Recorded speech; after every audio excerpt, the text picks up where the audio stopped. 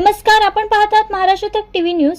पालघर जिल्ह्यातील महसूल विभागाच्या वतीने राबवण्यात येणाऱ्या छत्रपती शिवाजी महाराज महसूल समाधान शिबिर अभियान टप्पा क्रमांक 1 चा शुभारंभ मोठ्या उत्साहात पार पडला आहे।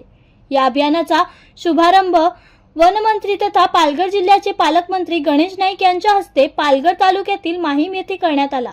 यावेळी बोलताना पालकमंत्री गणेश नाईक यांनी सांगितले की या शिबिराचे मुख्य उद्दिष्ट म्हणजे जनतेच्या समस्या थेट प्रशासनापर्यंत पोहोचवून त्यांचे तत्काळ निराकरण करणे आणि शासन व नागरिक यांच्यातील अंतर कमी करणे होय।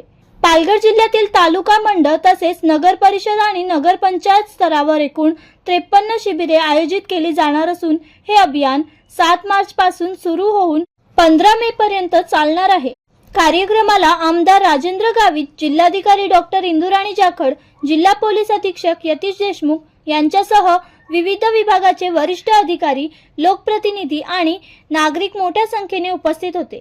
यावेळी पालकमंत्री गणेश नाईक यांनी पालघर जिल्ह्याच्या विकासाबाबत बोलताना सांगितले की सातपाटी येथे आंतरराष्ट्रीय स्तरावरील बंदर उभारण्याचा राज्य सरकारचा मानस असून त्यामुळे स्थानिक मच्छीमार आणि अर्थव्यवस्थेला मोठा फायदा होणार आहे।